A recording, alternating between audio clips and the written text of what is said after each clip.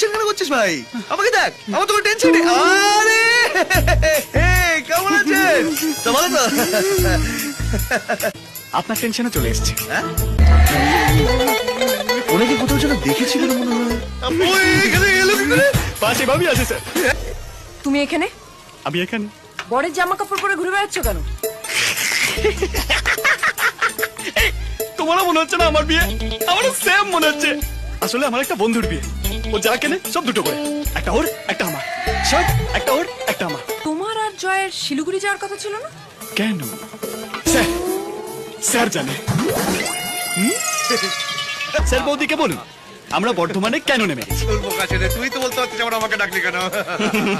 তাহলে বিশ্বাস করো, আমি না তোমাকে খুব মিস করছিলাম। তুমি না ঠিকই বলো, ওই বুলোবাসী মানুষটা একদম ভালো নয়। তোমার যাকে অপছন্দ, আমারও তাকেই অপছন্দ। এই বরকে নিয়ে এসো, বরকে নিয়ে এই এসো। তো ডাকছে, যা, যা, যা, যা, যা, যা, যা। আরে ওকে ডাকবে কেন? বরকে ডাকছে। আরে ওর বন্ধুটাও হয়েছে একরকম। বাবা, ওকে ছাড়া তো বিয়ের বিয়েতে উঠবেই না। আমি শুধু ভাবছি ফুলসজ্জার রাতে কি হবে। সেটা তোমাকে ভাবতে হবে না।